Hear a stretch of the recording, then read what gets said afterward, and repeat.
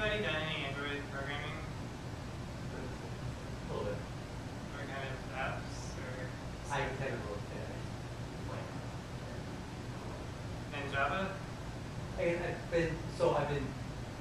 been wanting to write Android apps, but wanting to write Scala, so I figured I'd go at the same time. So I kind of learned both. Oh, cool. I haven't been spending much time. So yeah. Well, jump in if you have any observations about. So Android,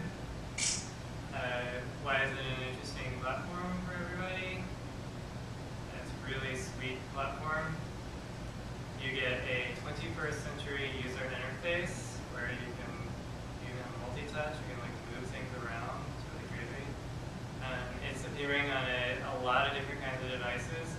I'm really looking forward to a big Nexus 1 to play with, something like that, or maybe something with a keyboard. But Android is going to be on a wider variety of devices than we can really conceive of right now, probably within a year or two. It's a good platform for software developers. You still have the right to compile and distribute your software just like you've always had. This means that you can make basically whatever you want. Of course, there is the Android market, which is run and controlled by Google, but you always have the option of just distributing your software directly to people if that's what you need to do for whatever reason. Has some really great features that are somewhat unique in the world of mobile platforms. You have multitasking. I don't know if you guys have heard of multitasking. This is really like a new crazy thing where you can have different applications running at the same time. You can have things running in the background, like doing things for you, and they don't even have to have been made by a particular company. Anybody can make a background service to run on Android. And this one actually is kind of new in the world of software. We all know that we're moving towards displays that have denser and denser pixels, and you need to be able to describe your user interface in a way that's abstract from those pixels because they keep getting smaller. And one device is going to have be very dense, another one might be a little bit coarser, but you want the picture to be the same physical size, and you can do that sort of thing in Android. It's something that Google solved right off with the platform, or at least set out to solve. So those interfaces are already in place for devices that are much bigger or smaller than your typical phone. Finally, you have a lot of really well-made, obviously, APIs to link to Google services. And that one for me was not terribly interesting because I wasn't really that into different Google services, but I finally got pulled into it, kicking and screaming. And they're really nice. Obviously, Google Maps is great. Sync services that you get, like with Google Reader, are way better than anything else that's available. So you'll find that if you just install whatever RSS app onto an Android device, it syncs very well with like your desktop reader or whatever. So having these APIs available gives you a real advantage in starting your application if you're going to be using mapping or syncing or any other Google service. The API itself, it's pretty traditional object-oriented GUI. It's a pretty good one. And it has been rethought significantly for how users are already and are going to interact with smaller, portable, handheld, touchscreen devices, as opposed to the mouse and keyboard model of interaction. Particularly, applications are a lot less synthesized in Android than they are in most GUI APIs. Instead, you're just thinking about activities. One activity can go to another one, and the other activity might be in another application. Everything is supported. So, yeah. Application is sort of analogous to a window. You typically only have one on the screen at once. And users don't really think about this very much. They're just sort of progressing through screens of things, somewhat like the web, but it's an application. And they aren't really, most applications don't have a close button or a quit, and they aren't really supposed to have one either, because users aren't supposed to be thinking about this. They're just supposed to be always moving forward or backtracking, but not really worrying about what applications are running or quitting them or whatever. And then among themselves, there are some basic interfaces for communicating across processes. And, like kicking off the photo taking activity is the sort of thing that they want to facilitate with the API, basically having applications call each other in a modular way. You have your interfaces defined externally in an XML file. I think we've seen over the past decade and a half or so that interfaces that are defined by like separate resources tend to fare a lot better like with the designs that you get out of them. Obviously, Coco and originally AppKit has been a huge success in that way, and you have excellent tools for describing your interface and actually a proprietary binary file that we may have moved on from now. But it allows a lot of different people who really are good at different things to work on a project at the same time, so your designers can directly describe the interface with tools. I don't know that Android yet has really great tools for this stuff. I think most people are just hand editing XML. That's what I've done. But by making that separation from the beginning, it will mean that those kind of tools will develop, and it ends up working out a lot better for the interfaces. Just from using it, I haven't really done any work to design it for different size screens, but when I ran the test on the G1 size screen, which is much smaller than on the second generation devices, it looks totally fine the first try. So it seems like the defaults are good, the resolution independence works pretty much without you having to do anything. Binding resources to the code that uses them is one area that I thought was a little bit weak. And this is how it works. You declare your resources in an XML file, which is a good way to do it. And here we're declaring an image view.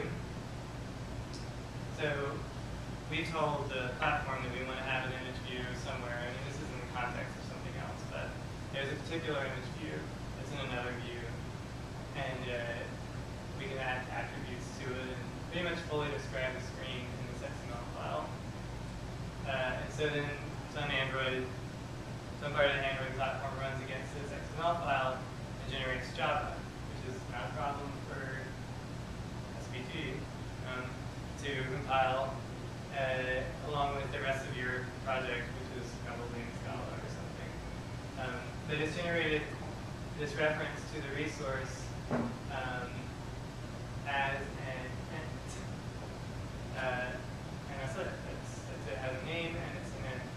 And it doesn't even really, as far as I can tell, they're in a global context. Each time I do it, they just keep going into the same file. So even though it seems like it would have a namespace, it keeps piling resources into the same file. But that's not my main complaint. My main complaint with it is because everything, image view, text view, this view, it all ends up being an int in this generated file. So when you're trying to get a reference to one of your views, you invariably have to cast it to whatever type you expect it to be when you're using it. So here, this is from some code. I had to find my view using that value, which is an integer, and then immediately cast it. Of course, casting is intentionally very ugly in Scala because they don't want you to do it very much. So if you're just accessing the Android APIs directly, you're going to be very disappointed with what code looks like every time you need to get a resource. And this is unfortunate because they really could have typed this reference somehow. I mean, they're fully generating the Java code, and even in Java, there are plenty of ways that you could express that reference in a way that you would get the right type back from find view by ID. So that method could be generically typed. It could be that you have just a bunch of different find image view, find whatever view, and you could definitely have type checking in the situation. But for whatever reason, they did not do it. I suspect just for performance, they thought, well, hints are going to be the smallest thing, least amount of memory, performance is crucial, and with mobile devices, let's do it this way. But it really is an annoying thing, and even in the Java code, seeing all that's littered with cast statements, it doesn't look good, and of course it can lead to runtime exceptions that nobody wants to deal with. Something I hope they tackle in future versions of the API.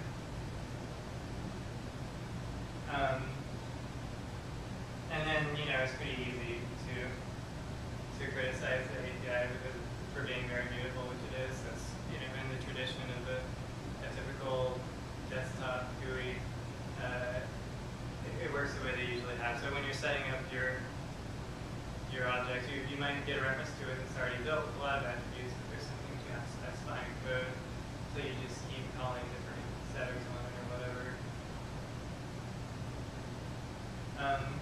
One cool part about it is it has this message queue that's built into it for handling things in the main thread that are coming in from outside threads or background threads or maybe different coming in from wherever. And when each message that comes in with an integer, and probably the reason they're using integers here, at least you can guess, is so that they can use a switch statement in Java, very much like you would use pattern matching in Scala when you're handling messages in an actor. So you can write code in Android and Java that sort of looks like actors code in other languages that have pattern matching, just by matching against the different messages. Of course, in Scala you don't really need to do that at all, but it's nice that they built this kind of interface. And on top of that, you can also pass runnable objects, basically a closure in Java. So you can send chunks of code around from background threads and push them back into the main thread when it's available to run them. So it's definitely a well done framework for what it is. It doesn't claim to be functional or mutable or anything like that. They're starting to add more builders, which are very convenient for building things up in a way that isn't so annoying from Scala, but it's they're very limited right now what it has. So you basically plan on using it like you would other frameworks.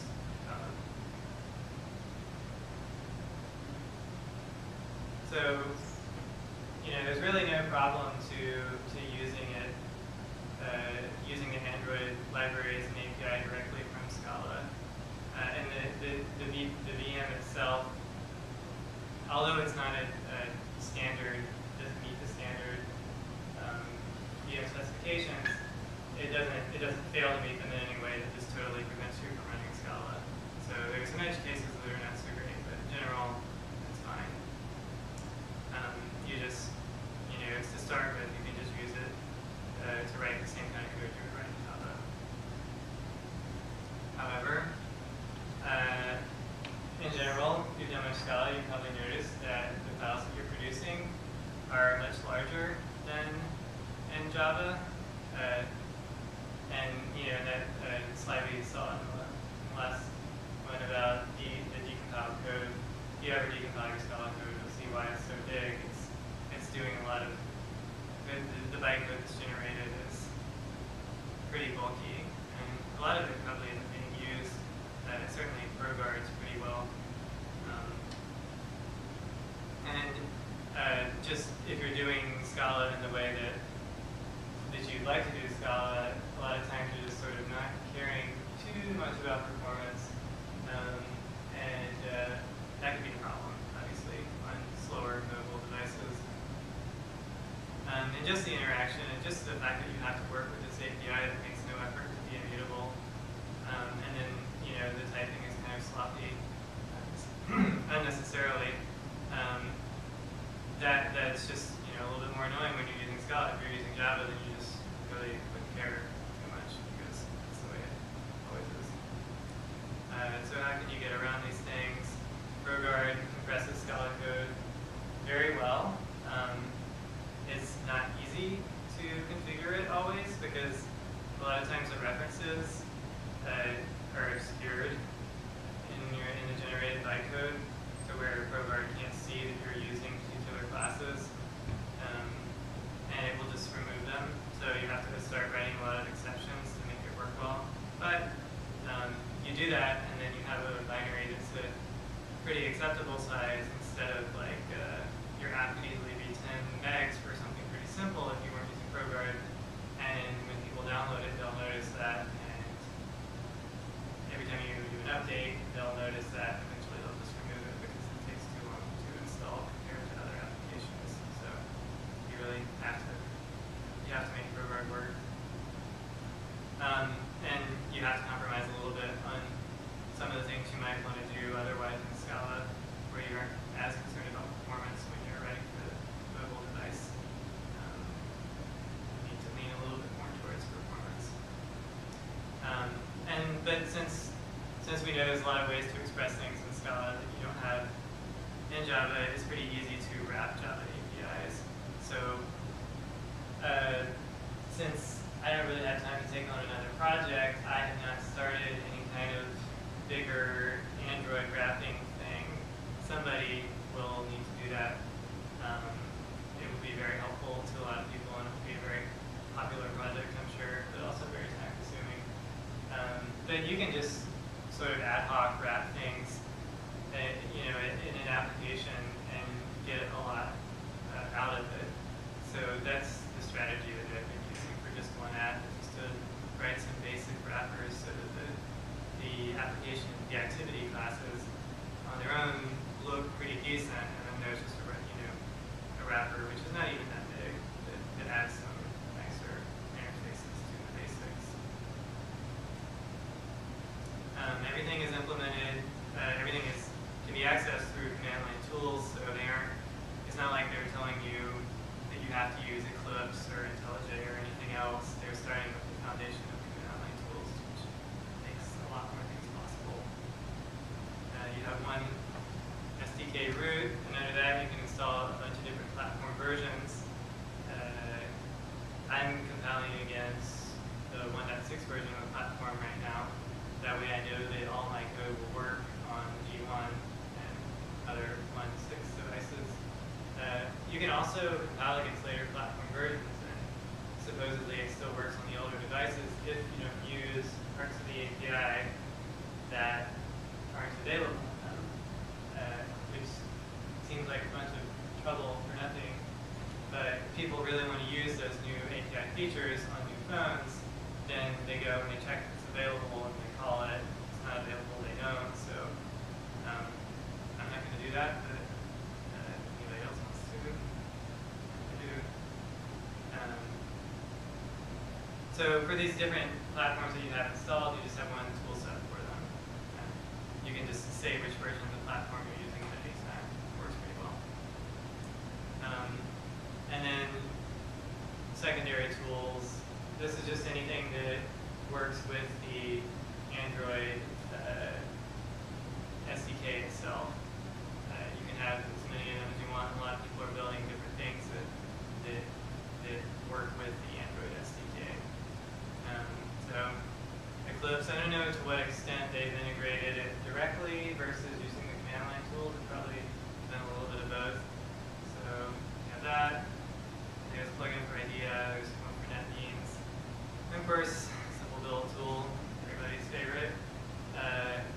And this is an ongoing project to integrate the full Android compilation there is one problem with the idea plugin, is you can't mix Scala and Android facets of the same in one project. Fail. Yeah. So you basically you can't call it one project full Scala and it's quite fun. I think I've seen tutorials for doing it with Eclipse, so I assume it's possible and probably annoying in a couple different ways. And who knows about methods? Maybe they work together. VI and SVT. Yeah, I mean this is a classic problem you have with IDEs is they can have a lot of nice features, but then things don't always work together. And if you have a build tool, like simple build tool, where you have complete access to the API, you can start to build functionality on top of it. Of course, you're not guaranteed that any particular SVT plugin is compatible with another, but I haven't run into an instance of them being incompatible. Because they're enough, yeah. They're not enough compatible. That's one reason. So of course, I'm using the Android plugin for SVT and contributing to it when I need to. It handles it generates the Java code you need, like that resource file. Kicks off the compiler, runs ProGuard, which of course you have to customize pretty heavily, and it can put things onto your Android phone. You just plug it in with a USB cable and say install device, and it does. Also into the emulator. And finally, the little feature that I added was invoking the jar signing process, jar signing command line tool to actually prepare things for the market. Once I got ready to put my app on the market, it became annoying pretty quickly having to remember what those commands were and run them for the different artifacts that you create. So just the last step there in getting something ready. And then once you run that last step, you can just upload it to a web page and it shows up on the market pretty much immediately. It's very easy to publish. And Android market, I think it's $50 to join or something. It's not much, and it's just a one-time fee. So the nice thing about using the Android SVT plugin compared to, say, basing your whole project around one of the particular IDE plugins is, people use different IDEs, some people don't use them at all. If you're using this plugin, it can serve as a foundation for your project, and other people can set up the IDE however they want, but anybody can download it or clone it, and then be up and running in a matter of seconds. They already have an Android installation set up without having to click through any dialogue or whatever. You can just run the whole process. It configures itself. The configuration is built in. SVT takes care of standardizing everything. ProGuard, I mentioned. This is the part of it.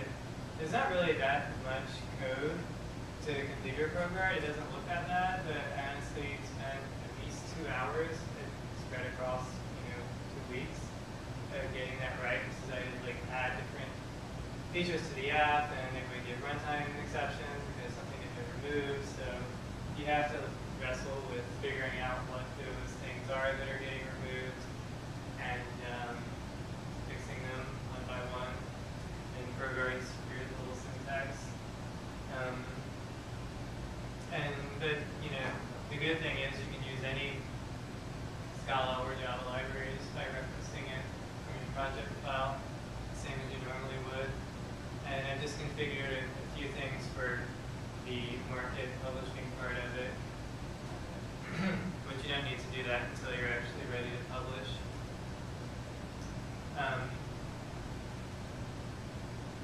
One nice thing, and it's kind of funny, I hadn't looked too much at this. Somebody started an Android Scala library. I don't think they worked on it too much for about 6 months, but I wasn't using it. But they had created the same kinds of functions that I had. You have a lot of these callbacks defined in an Android API for listeners. So when somebody clicks on a button or they cancel the dialog,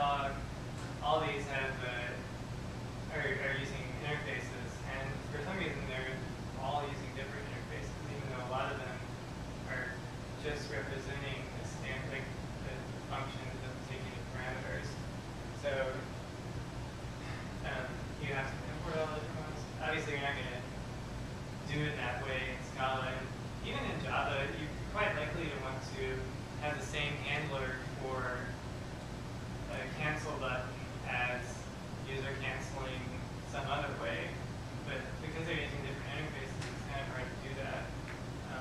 So in Scala, you can just define an implicit conversion of a function, taking no parameters, returning unit, and then you can just pass that same function into wherever a click listener is expected or a cancel listener, and they all get automatically applied. So already your Scala code is going to be much tighter than the Java code that you would write for those interfaces. And the top thing, for some reason I'm working from the bottom up, but this is past, I mentioned that runnable object you get pushing to the main thread.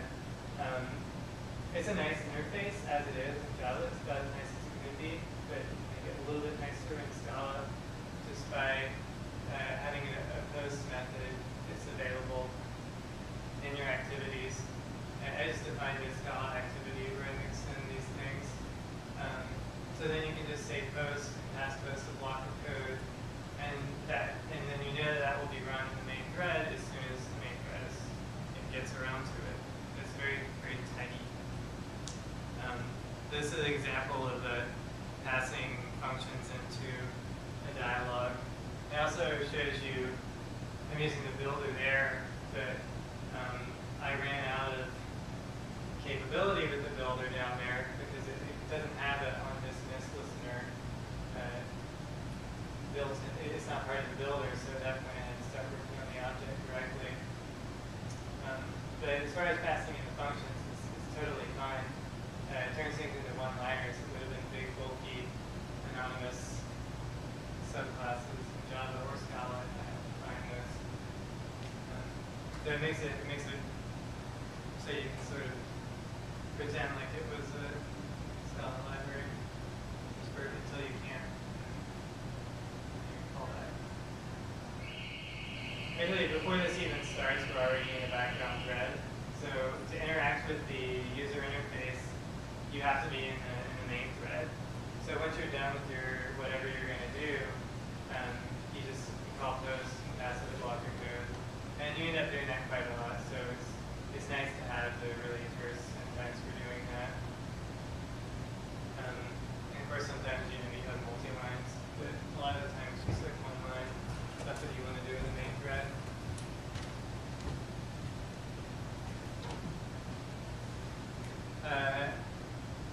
There's an easy opportunity to use to define a context. Well, in Android they have these shared preferences objects, and after you're done with it, you need to commit it. So obviously, if you're able to work with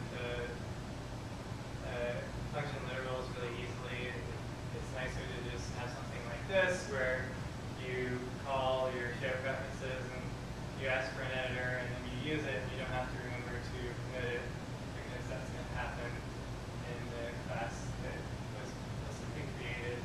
So there's plenty of opportunities to make little minor improvements to the API like that. It's not hard to do.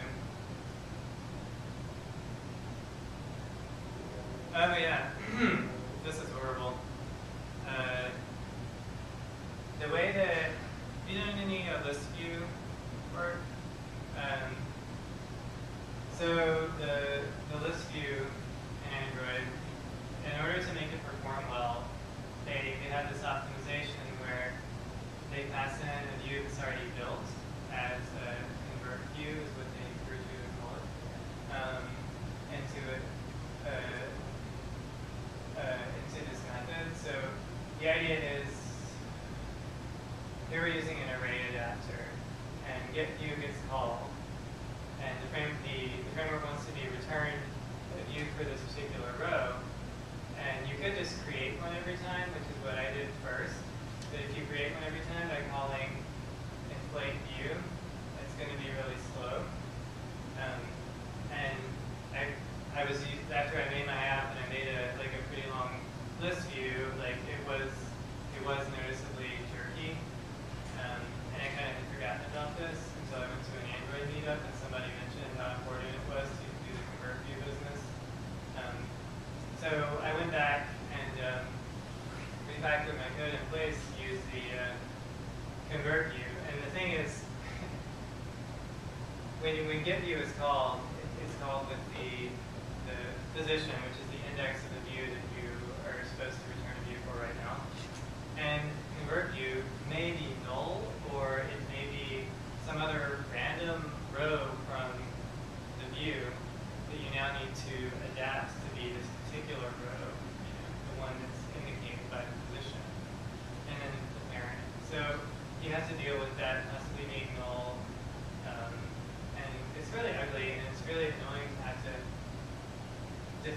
define that kind of thing in the each time you're building a view.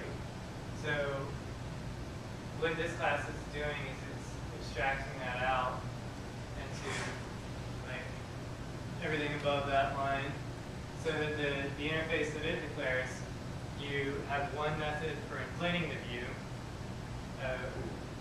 one method for setting up a row, which I'll explain in a second, and then finally a draw method for drawing a row, which refers to a specific view. So what they want you to do is to hold on to break your input. Hold on to a reference to a view, and not just that, but they want you to hold on to references to subviews that are contained inside of it, instead of having to retrieve those each time that you get back to the view, because that's another optimization that's important. So I define a case class. Where is my case class? So just real quick, is this like a renderer in Swing? You know, like you have a table cell renderer or a list renderer? Yeah, I don't know that much Swing. Okay. I think it probably. It's for producing a view for a particular row in a list. So. But it's reusing the same sort of, I guess, a view sort of like a component. Yeah. Yeah. I mean, I only know Spring through Wicked, so because it would swing through Wicked because it's sort of based on Swing. But yeah, a view would correspond to a component in that sense. Oh yeah, so the case class for R doesn't exist. So R is a type parameter for the whole class. And R is what's going to hold all our subviews and the view itself. Or it can hold whatever it wants. And it gets stored as a tag in the view. And the really tricky thing about using this, even in Scala or in Java, I think, is if you need to do anything in the background, and then you decide to draw your view, you might not have the view that you have a reference to might be for a different row now. So actually, when I first implemented this in line for the view and was testing it on my phone, it would start drawing the wrong thing on each row, because at that point, the view that I was wanting to draw had been scrolled off the screen and then served back to me from the framework for a different row that's on the screen. So it's really kind of insane. You have these references that are like, you don't even know what view it's for anymore. So I was able to factor out that nastiness and pass in to draw this current binding parameter. So anytime you reference current, if it's true, then you know that the view that you have a reference to in your function is still the one that we're talking about here. Because since they're reused, it might not be that one anymore. So it's ugly here, but it allows the code to be somewhat sane. So the row that I've defined here, which ends up being that R type parameter in the other class, it has a reference to all the subviews. And if you look at like view, actually I don't know. So this is a function that I defined to do the casting, just to make it a little bit less ugly. Certainly not happy with that solution, but that's getting a subview, a view that is an image view, and so that I'll have this row case class which has all the data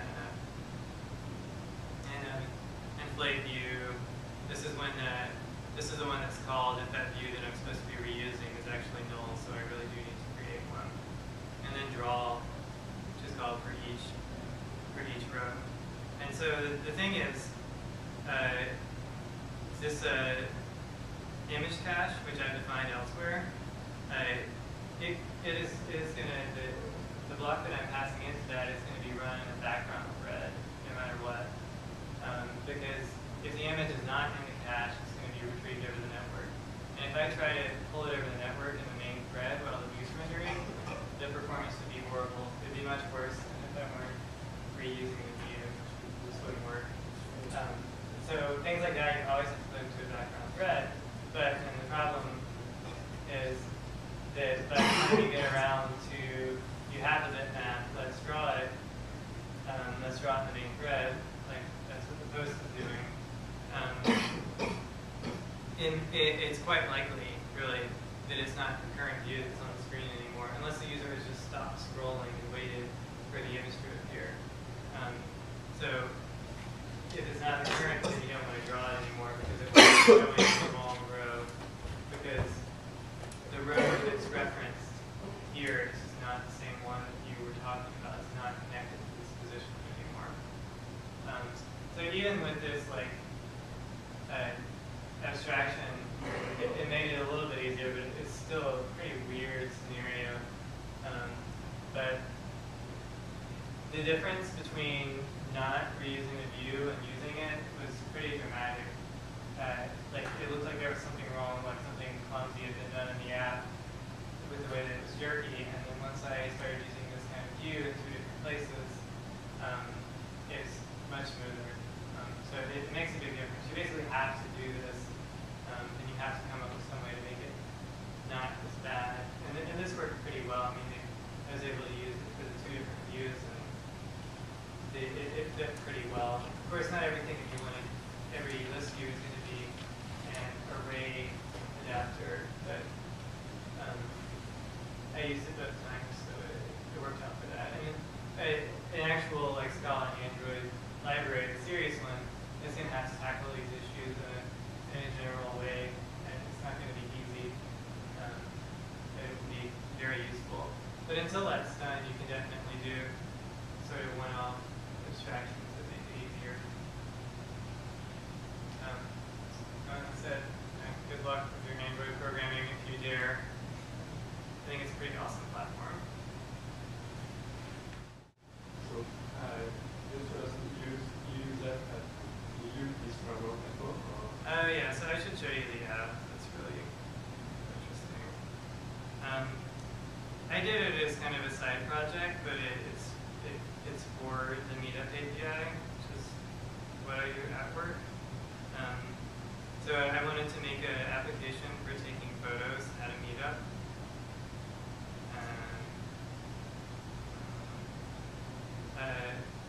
And of course I wanted to do it in Scala.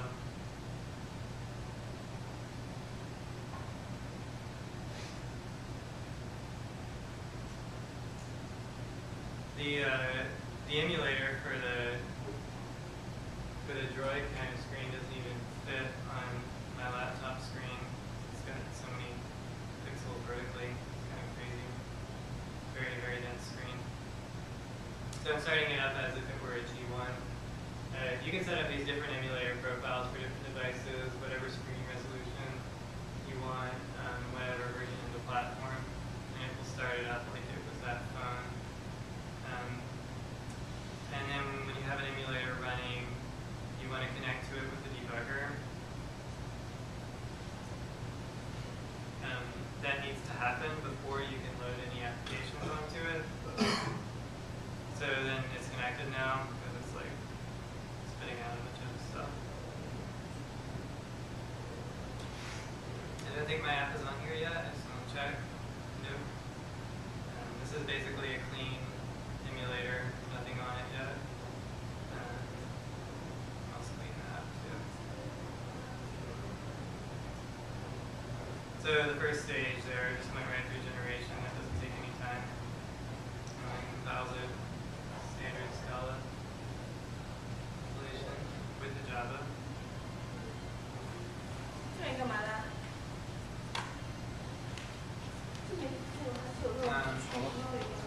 And there's no errors. So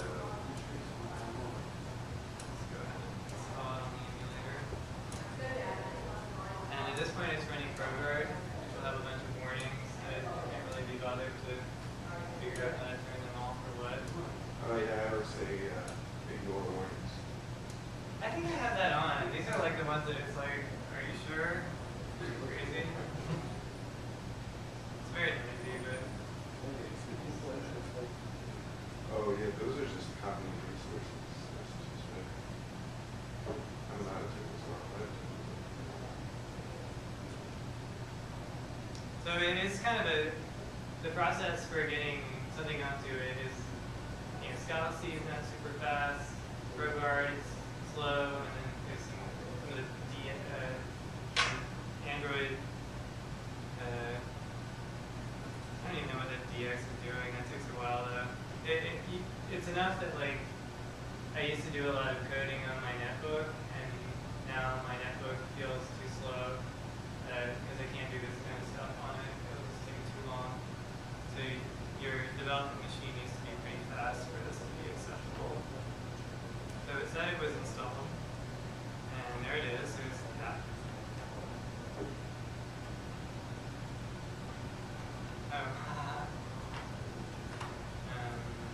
There is a, Is there one that I can use? yeah.